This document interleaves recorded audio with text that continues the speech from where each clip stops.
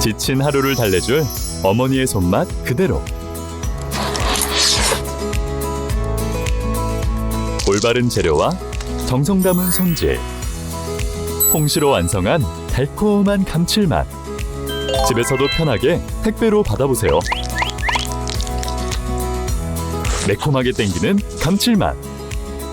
장간의 양념게장. 검색창에 장간의 양념게장을 검색해보세요. 이번에 중국의 실질 국가 채무 비율이 일본보다 더 높게 나왔다는 분석이 있습니다. 그래서 그 부분에 대해서 이야기를 하고, 사실 중국에 대해서 우리가 공부를 해야 되는 이유가 뭘까요? 첫 번째는 중국의 현 상황이 우리나라의 미래와 굉장히 흡사하게 흘러갈 가능성이 높다. 두 번째는 뭘까요? 중국이 세계에 미치는 영향, 특히 주변국들에 미치는 영향이 크고, 또 중국과 우리나라가 좀 겹치는 부분이 많이 있죠. 이런 부분들. 그 다음에 환율 같은 경우도 위안화랑 원화랑 엔화가 어느 정도 커플링이 되는 만큼 중국의 영향에 따라서 우리나라에 미칠 영향까지 우리가 같이 봐야 되겠죠. 그래서 먼저 그 분석 내용을 보면, 자, 한국경제TV 유튜브에서 나온 내용인데, 중국의 실질 국가 채무 비율이 340%이다. 이게 IMF 기준치의 5배이다. 저는 처음에 국가 채무, 요걸 두 가지로 씁니다. 하나는 아예 정부 부채에 대해서 쓰는 경우가 있고, 한 가지는 정부 플러스 기업 플러스 가계, 이렇게 쓰는 경우가 있죠. 그래서 저도 처음에 340%가 정부 플러스 기업 플러스 가계라고 생각을 했는데, 신흥국 국가부도 위험 임계치가 60%라는 건요, 정부 기업 가계가 20%씩만 해도 위험치가 되나요? 아무리 신흥국이라도? 여기에 중국의 부동산 시장은 더욱 힘들어져서 지금 미분양 아파트가 6천만 채에서 9천만 채까지 늘었다고 합니다. 중국의 미분양 아파트는 우리나라의 미분양 아파트보다 더 안 좋은 점이 뭘까요? 예를 들어서 우리나라가 악성 미분양이 났다. 그러면은 돈 주면 즉시 입주가 가능합니다. 근데 중국의 악성 미분양은 돈 주면 즉시 입주 안 돼요. 우리나라는 뭐 샤시 해놓고 도배 해놓고 장판 해놓고 뭐 전기 끌어다 놓고 이런 것들 다 되는데, 중국은요 진짜 딱 집만 지어놔요. 샤시도 박아야 되고 창문도 떼와야 되고. 그렇기 때문에 이 부분에 대해서는 확실하게 말씀드릴 수 있는 게, 미분양 해소는 우리나라는 나중에 어떻게든 될 수 있지만 중국은 미분양 해소 되기가 쉽지가 않다. 결국에 근데 중국의 국가 채무가 300%가 넘는다고 합니다. 이게 특별 채권까지. 특별 채권도 굉장히 많이 있어요. 근데 이 특별 채권 같은 경우는 보통 우리나라 전세 보증금이 가계부채에 포함이 안 되듯이 특별 채권도 국가 부채에 포함이 안 되는 경우이기 때문에 이런 것까지 합치면은 340%로 매우 높은 수준이다. 혹시 궁금해하실까봐 크라우딩 아웃 이펙트. 그래서 정부의 지출이 증가하면서 민간 부분의 투자나 소비가 감소하는 현상이 중국에서 일어나고 있다. 그래서 소비가 살아나지 않고 있는 거고, 이 부채가 300%를 넘어서 340까지 갔는데, 이게 어느 정도 수준이냐면 현재 일본의 국가 부채가 255.2%입니다. 중국도 드러난 부분은 100% 안팎이에요. 그래서 200%를 넘겨서 있는 나라가 일본뿐이었는데, 만약 저 분석대로 나오는 말이 전부 사실이라면 일본을 넘어서는 세계 최고의 국가부채를 가진 나라가 바뀔 수도 있다. 그러니까 동아시아 삼국이 다 이 모양 이 꼴인 거예요. 동아시아 삼국이 다 부동산 내흥국 겪고 디플레이션급 경기 침체 오고 있고, 또 이런 것 때문에 정부 부채가 빠르게 늘어나고 있는데, 한국은 괜찮지 않냐? 한국도 D4까지 포함하면 100% 넘어가죠. 그리고 한국은 위안이랑 엔이랑 다르게 기축통화가 아니기 때문에 무한정 늘릴 수도 없습니다. 중국 같은 경우는 이 상황에서도 아직도 살아나고 있지 않죠. 중국 역시도 출산율이 굉장히 빠르게 떨어지고 있고. 근데 우리나라 기사들의 굉장히 이중성을 보면요. 중국 같은 경우는 그래서 잃어버린 30년 온다. 그래놓고서 한국 같은 경우는 부채가 이렇게 늘어나고 가계부채가 늘어나고 이것 때문에 경기 침체가 오고 그럼에도 불구하고 우리나라에는 뭐 뜬다. 우리나라는 다를 거다. 이런 식으로 이야기가 나오는 거다.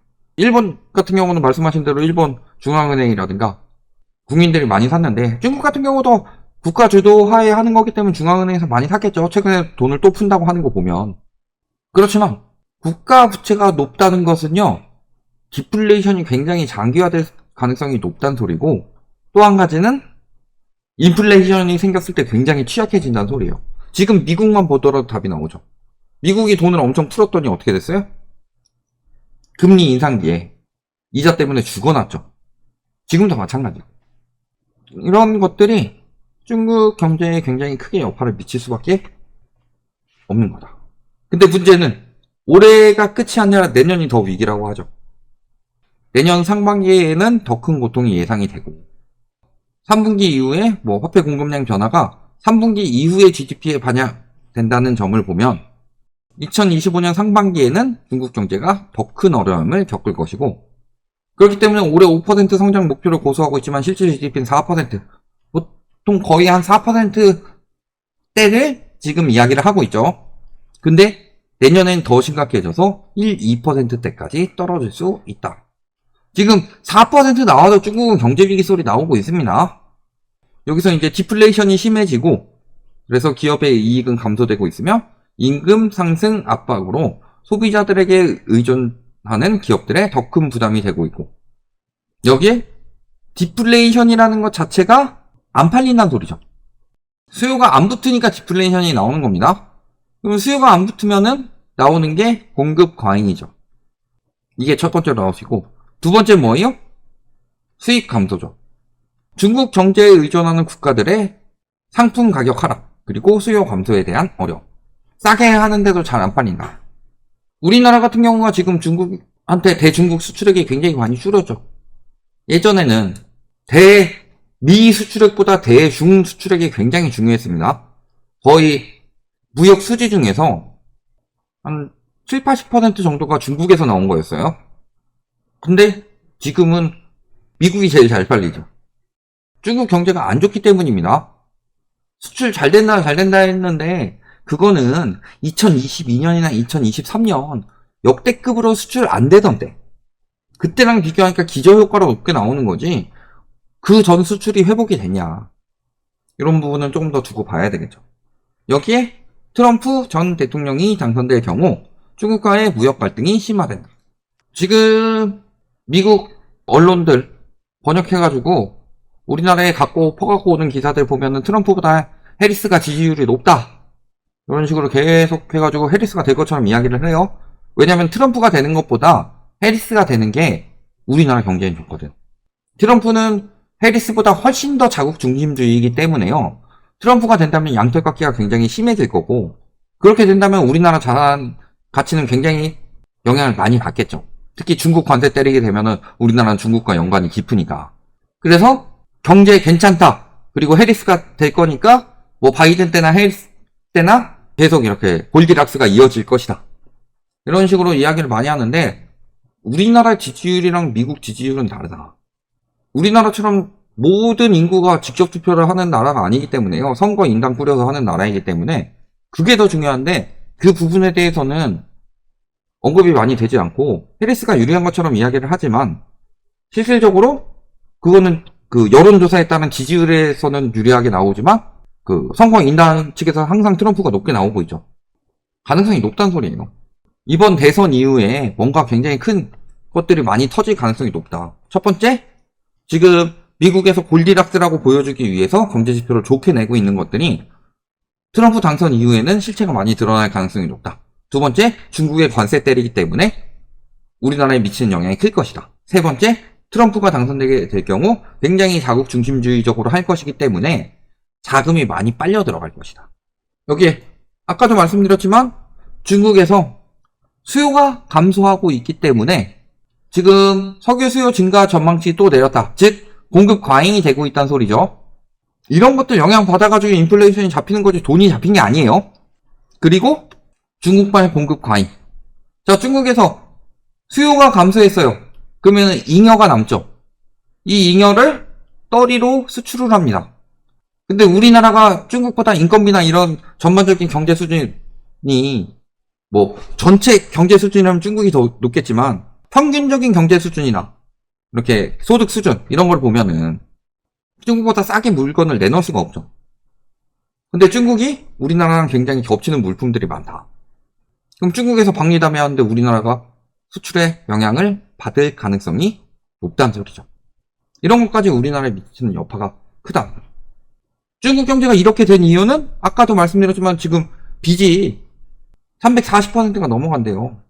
이 빚이 갑자기 이번에 코로나 터져서 빚이 어마어마하게 쌓였어. 혹은 코로나 끝나고 세계적인 인플레이션 뭐 이런 시기에 빚이 어마어마하게 쌓였어.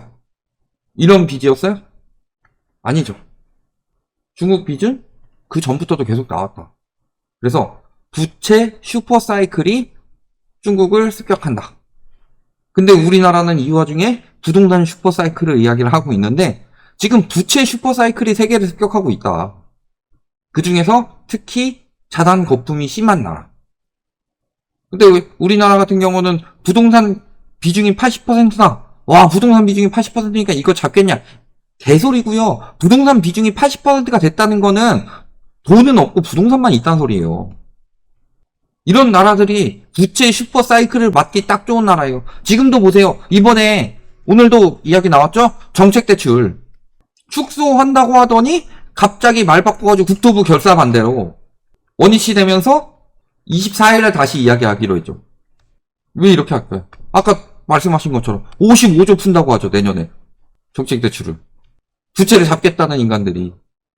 부채 슈퍼사이클에 습격하지 않은 이유. 중국은요 돌려막기를 포기하고 기업 몇 개 부도 내가면서 거기서 끝낸 거예요. 거품 크기만 보더라도요 중국에서도 지금 영국에서 반환받은 홍콩 정도나 우리나라보다 셌지.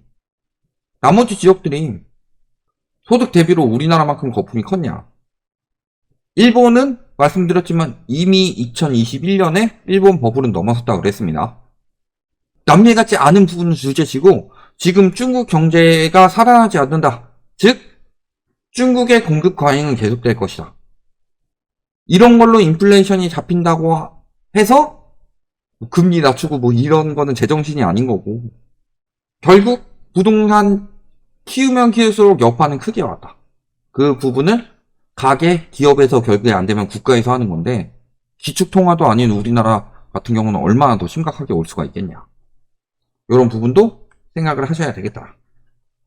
여기까지 말씀드리겠습니다.